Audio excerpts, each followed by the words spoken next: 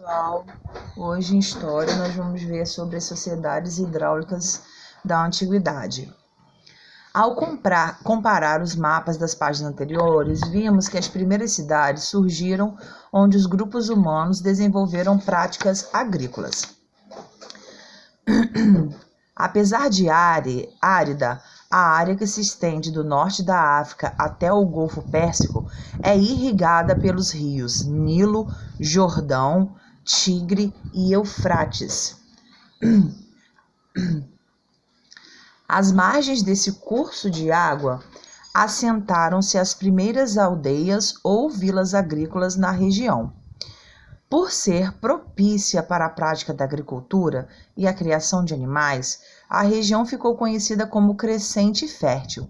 Observe o mapa da região do Crescente Fértil. Então, essa região que vai do norte da África até o Golfo Pérsico, apesar de ser um lugar árido, um lugar seco, ele é irrigado por esses rios, Nilo, Jordão, Tigres e Eufrates. Então, ali, ele se tornou um lugar fértil para plantação, para criação de animais. Então, essa região ficou conhecida como Crescente Fértil.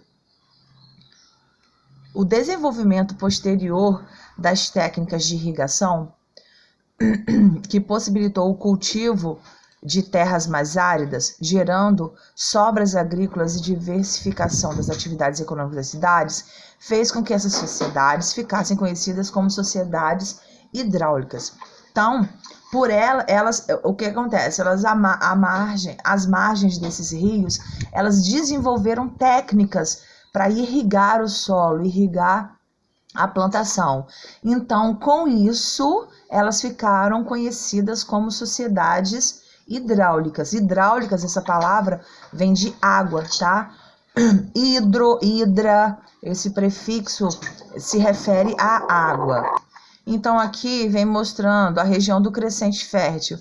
Tá vendo? Olha, toda essa parte aqui que tá de verdinha, ela tá sendo banhada por esses rios. Ó, aqui, ó, o rio Nilo, o rio Jordão, o rio Eufrates e o rio Tigre, tá? Então, toda essa área aqui, ela é conhecida como Crescente Fértil.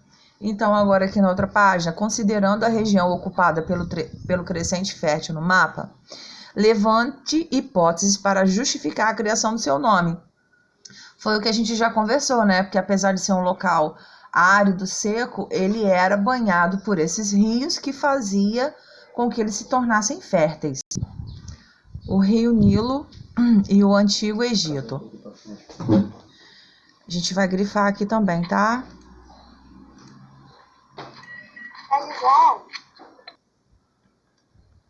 As aldeias ou vilas agrícolas que se desenvolveram às margens do rio Nilo, na porção do Crescente Fértil que engloba o norte da África, deram origem ao Antigo Egito, o reino dos faraós. Então, essas aldeias que se formaram às margens da parte onde é banhada pelo rio Nilo, ele deu origem ao Antigo Egito, que é o reino dos faraós. O fenômeno das cheias do rio Nilo gerou as condições necessárias para o desenvolvimento de uma agricultura diversificada, cercada por desertos. Então, quer dizer que apesar dele estar cercado por desertos, quando o rio enchia, preparava tudo para que tivesse condições necessárias para ter uma agricultura diversificada. O que é isso? Ali eles plantavam diversos tipos de coisas. Oi, vamos lá. Aqui, ó. A estreita faixa que se forma no meio do deserto, às margens do Nilo, tem largura que raramente supera 30 quilômetros. Por percorrer cerca de 6.800 quilômetros, o Nilo é considerado um dos maiores rios do mundo. Vamos grifar isso aqui, ó. O Nilo é considerado um dos maiores rios do mundo. Continuando. Na antiguidade, as cheias aconteciam entre os meses de junho e de setembro. Então, quer dizer, entre esses 2 meses é que o Nilo enchia e transbordava. Nesse período, as águas do Nilo inundavam as margens do rio, deixando sobre o solo uma camada de material fértil favorável à agricultura. Grifando, nessa época, para controlar as cheias, os egípcios eram frequentemente convocados pelo faraó para trabalhar na construção de diques e barragens. Diques, né, aqueles murinhos. Por exemplo, aqui a gente tem, né, o nosso rio Paraíba, e com certeza vocês já passaram pela Beira-Rio, ali na 15 de novembro, tem aquele murinho, né? Então, aquilo ali é um dique. Continuando, além de controlar as cheias, tais obras possibilitavam a irrigação de áreas afetadas das margens do Nilo para o cultivo de trigo, cevada, linho, uva e etc. Atualmente, já não há mais cheias. Com a construção, vamos grifar, com a construção da represa Assuã no século XX, o Nilo deixou de inundar as margens do rio, né? Então, isso aqui, essas enchentes ocorriam na antiguidade, mas depois, muito tempo depois, no século XX, foi construída essa represa de Assuã. Vamos lá, o cotidiano no Antigo Egito. Vimos que as cheias do Nilo ocorriam entre os meses de junho e setembro, no verão do hemisfério norte. Lembra que nós já estudamos, né? Hemisfério norte, hemisfério sul. Agora, que tal descobrir o que acontecia quando as águas do rio Nilo baixavam? A vida no Antigo Egito. O ano começava em junho com as cheias do Nilo. A água inundava o vale, interrompendo as atividades agrícolas. Assim que baixava, os egípcios consertavam os canais de irrigação e começavam a lavrar e semear a terra. Para isso,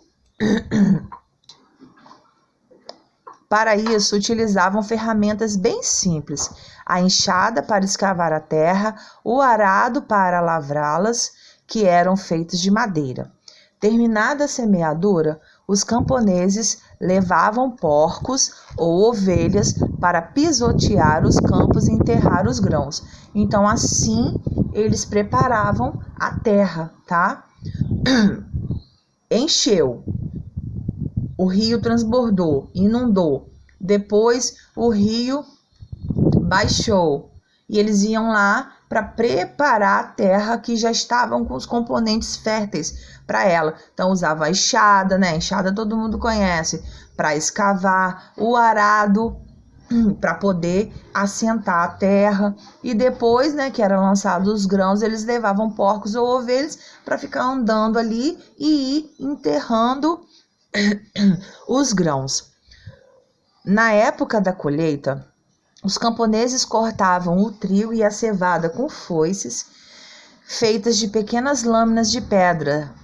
Depois espalhavam as espigas no chão para que os bois as pisassem e separassem os grãos do caule. As safras eram armazenadas em silos, tá? Silos, eu daqui a pouquinho vou mostrar para vocês o que é silo. A gente vê muito em filme, é um local que eles preparam redondo, alto, e ali eles vão armazenando, tá? Aqui, para ajudar a irrigar as terras com água do Nilo, os egípcios inventaram o chaduf. Vou mostrar também uma imagem de um chaduf para vocês. É mais ou menos isso aqui, que o egípciozinho tá mexendo. Tratava-se de uma caldeira amarrada a um haste de madeira que se enchia de água e era erguida sem muito esforço, graças ao contrapeso na outra extremidade. Tá aqui, isso aqui, e aí fazia-se, né, levantava-se esse, tipo um baldinho, uma caldeira que se enchia de água. Na reconstrução do afresco do túmulo de Deir al-Medina, podemos ver um camponês com um chaduf, tá? Esse negocinho marrom aqui, gente. Mas eu vou mostrar para vocês o que é um chaduf, tá? Já, um chaduf e um silos. Observe o afresco que mostra um casal de agricultores egípcios trabalhando. Aqui, tá vendo? Essa pintura aqui mostrando eles trabalhando, aqui no campo, arando, e depois as plantinhas crescendo. Acompanhe as cenas destacadas e crie legendas com informações como atividades praticadas, ferramentas, materiais. Na época da colheita, os egípcios cortavam o trigo e a cevada com foices feitas de pequenas lâminas de pedra. E aqui, para lavrar a terra, os egípcios utilizavam arados feitos de madeira ou puxados por boi. Terminada a semeadura, eles levavam animais para pisotear os campos e enterrar os grãos. E aqui, ó, rapidinho. Aqui, ó, destaque no texto a passagem que afirma que os egípcios não consumiam de imediato tudo que produziam. É aquela partezinha que fala dos silos. Ó, tá vendo aqui, ó? Vou até grifar de mais forte, ó. Aqui que vocês vão grifar, ó. As safras eram armazenadas em silos. Quer dizer, a safra era guardada e daí eles iam utilizando. Não era tudo utilizado de uma vez só. E por último aqui, ó, no texto são citados 2 cereais considerados a base da alimentação do Egito, que é o trigo e a cevada. Os rios Tigre e Eufrates e os povos mesopotâmicos. Vestígios arqueológicos indicam que as primeiras cidades da Mesopotâmia surgiram entre 4.000 e 3.000 a.C. Observe novamente o mapa da página 209. As terras férteis banhadas pelos rios Tigres e Eufrates atraíram diversos grupos humanos. Por essa razão, a região foi dominada por diversos povos ao longo da história. Sumérios, acádios, amoritas, hititas, cassitas, assírios, caldeus e persas. Os sumérios, por exemplo, responsáveis pela formação das cidades como Ur,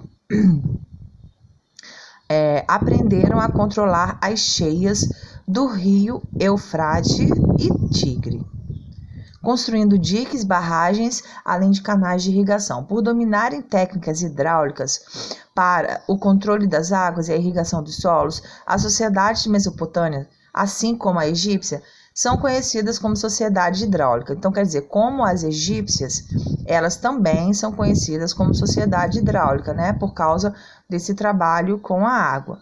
Em diferentes regiões, tais povos se desenvolveram em quase ao mesmo tempo. A navegação é um tema bastante presente na arte das sociedades da Mesopotâmia e do Antigo Egito. Durante a Antiguidade, tanto os rios Eufrates e Tigre quanto o Nilo eram utilizados para transportar produtos e mercadorias, possibilitando intercâmbios comerciais e culturais. Mesopotâmia é uma palavra de origem grega que expressa a ideia de terra entre rios. Mesos, em grego, significa colocado no meio. Hipotamos equivale a rio, como na palavra hipopótamo. Por conta do tamanho desses animais, que passam boa parte do tempo na água, os gregos os chamavam de cavalos do rio. Hipo, em grego, é cavalo. Então, tá aí também o que significa hipopótamo, né? É tipo um cavalo que fica dentro do rio. Então, aqui a gente finaliza o livrinho de hoje, mas tem mais coisa.